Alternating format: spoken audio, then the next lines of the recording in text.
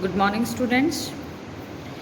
मैं doctor Pinky Yogi, assistant professor philosophy department SPC government college Ajmer. मैं आपको एमए फाइनल फ़िलासफ़ी में fifth paper approaches to western philosophy पढ़ा रही हूँ।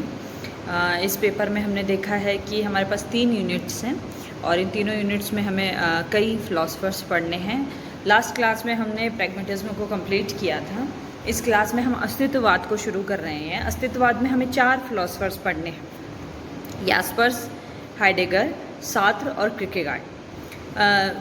इन चारों फ़िलासफ़र्स को डिटेल में पढ़ने से पहले हमारे लिए ज़रूरी है कि हम ये जानें कि अस्तित्ववाद क्या होता है। जैसे कि इसके नाम से आप लोगों को कुछ अंदाज़ा हो रहा होगा कि ये कुछ अस्तित्व से जुड़ी हुई बातें करता है, तो ये बात सही है। 19वीं 20वीं शताब्दी में कुछ ऐसी परिस्थितियां बनी। देखिए, हर दर्शन और हर विचार अपने एक बैकग्राउंड से उभरता है, किन्हीं हालातों से उभरता है। तो अस्तित्ववाद भी ऐसी ही मानव परिस्थितियों से उभरा, जिसमें बहुत सारी परिस्थितियां थी। जैसे 2 विश्व युद्ध हो चुके थे और विज्ञान बहुत तेज़ी से बढ़ रहा था, तकनीक बहुत तेज़ी से बढ़ रही थी। ऊपर से दर्शन में एक तरफ बुद्धिवादी और एक तरफ प्रत्ययवादी अपने अपने एक्सट्रीम पर पहुंच गए थे। कई तो इस तरीके की बातें करते थे जिनका अनुभव से या हमारे व्यवहारिक जीवन से कोई ताल्लुक नहीं होता था। इस तरीके की चीज़ें सामने आती हैं। तो मतलब मानव की जो भी मानवीयता थी या उसकी मानवीयता की जो भी गरिमा थी, उससे मानव स्खलित हो चुका था। स्खलित होने का मतलब होता है उसका पतन हो गया था, मतलब वो उससे नीचे गिर गया था। मानव को मानव नहीं समझा जा रहा था। जैसे कार्ल मार्क्स ने भी अपनी थ्योरी में बताया है कि जो मानव फैक्ट्री में काम करता है या कोई भी मानव जो श्रम करता है, उसे उसके श्रम से अलग कर दिया जाता है। और केवल उसको उसके श्रम से ही अलग नहीं किया जाता, वरन वो इस श्रम को करने में अपनी मूल जगह से भी हट जाता है, विस्थापित होता है। जैसे हमने कोविड में कितने सारे मजदूरों को एक जगह से दूसरी जगह जाते हुए देखा, अपने घरों की तरफ लौटते हुए देखा। तो ये क्या था?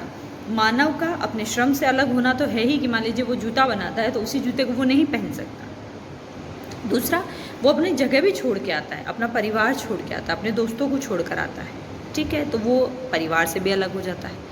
उसके पास इतना वक्त नहीं होता कि वो अपना सोशलाइजेशन कर सके, अपने मित्रों से या परिवार के साथ बहुत ज़्यादा वक्त बिता सके। तो उसका सामाजिक जो भी जीवन है उससे भी वो अलग हो जाता है।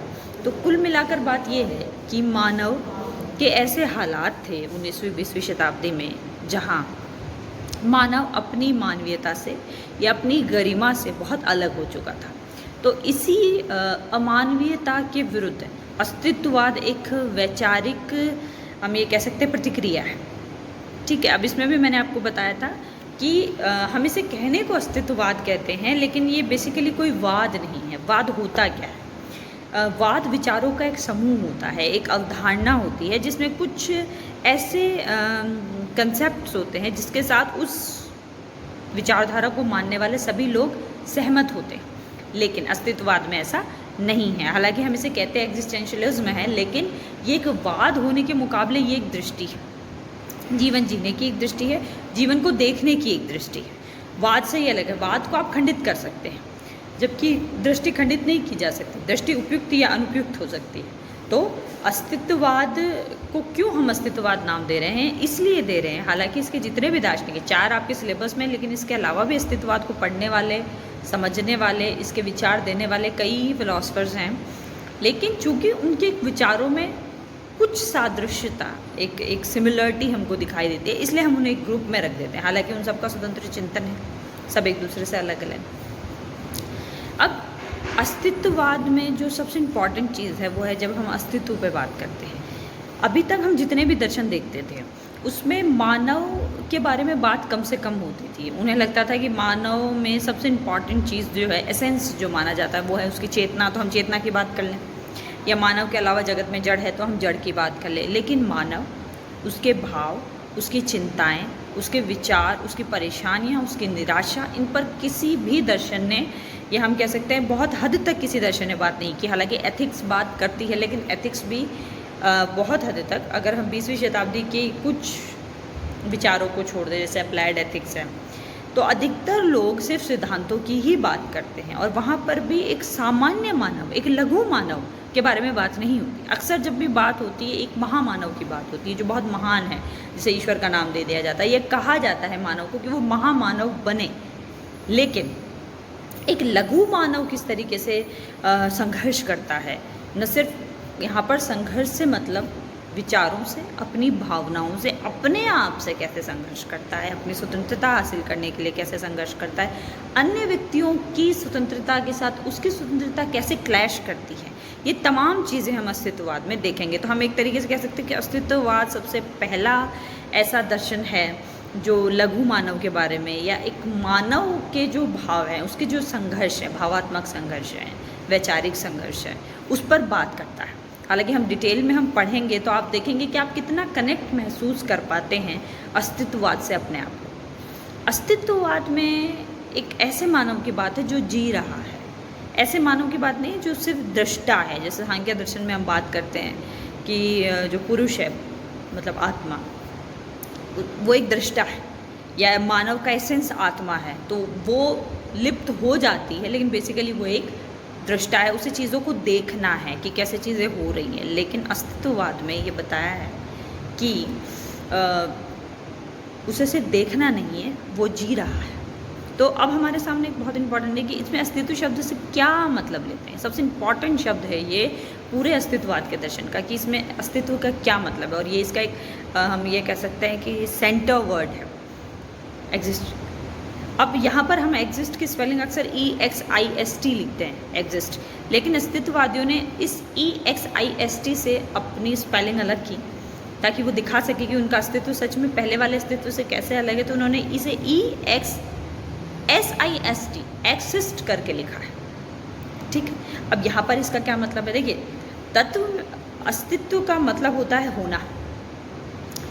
अभी तक दर्शन में अस्तित्व का मतलब तत्वमीमांसीय अर्थ में लिया गया, मतलब तत्वमीमांसीय अर्थ में होने को ही होना माना गया। इसके अलावा किसी होने को होना न मानकर कोई उसे प्रतिबिंब कह देता है, कोई उसे मिथ्या कह देता है, या मतलब इस कोई से विवर्त कह देता है। मतलब वो होना नहीं है, वो मिथ्या होना है, या एक तरीके से वो दिख रहा है होना है, लेकिन बेसिकली वो होना नहीं है। होना वही है या सत्य वही है जो अपरिवर्तनशील है, जो नित्य है, जो तीनों कालों में रहता है, वही सत्य है, उसी का अस्तित्व है। बाकी सारी चीज़ें मिथ्या है, भ्रम है, ठीक है। लेकिन अस्तित्ववाद ये कहता है कि जब हम इस शब्द का इस्तेमाल करते हैं तो हम इसे अस्तित्व के ही अर्थ में इस्तेमाल करते हैं। इसका मतलब है होना। अब इस होने का क्या मतलब है? इस होने का मतलब है किसी चीज़ का उभरना,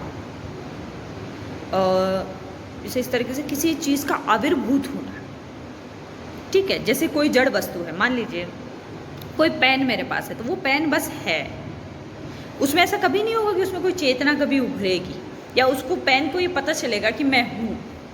जबकि चेतन वस्तु को अपने होने का जब एहसास होता है, जो उसे वो कहते हैं कि प्राथमिक परिचय, या फिर हम ये कह सकते हैं पहला बोध इस बात का कि मैं हूँ। अब बहुत सारे लोगों को लगता है कि हमें ऐसा है, लेकिन नहीं है। अस्तित्व का बोध होना ही सही मायने में अस्तित्ववान होना होता है। जैसे एक शिशु है, नवजात शिशु है, वो है तो सही, लेकिन उसे अपने अस्तित्व का बोध नहीं है। और कई लोग तमाम उम्र गुजार देते हैं, तब तक उन्हें अपने होने का एहसास नहीं होता।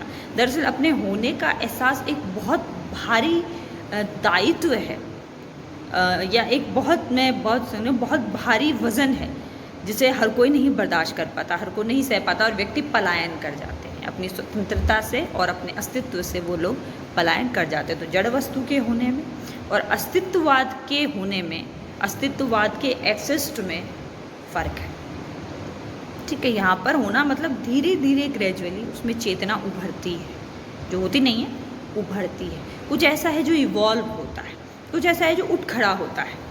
अचानक उसे एक एहसास होगा कि वो है, बहुत सारी परेशानियों के बीच वो है जिसे उसे जूझना है, या और भी तमाम तरीके की चीज़ें। तो कल हम इसी को कंटिन्यू करेंगे और हम ये देखेंगे कि अस्तित्ववाद जब अस्तित्व शब्द का अर्थ लेता है तो वो और क्या बताना चाहता है और इसका क्या भावात्मक अर्थ है। और कोशिश करेंगे हम कि हमारे जो सबसे पहले फिलॉसफर हैं इसमें, मार्टिन हाइडेगर, उनको शुरू करें।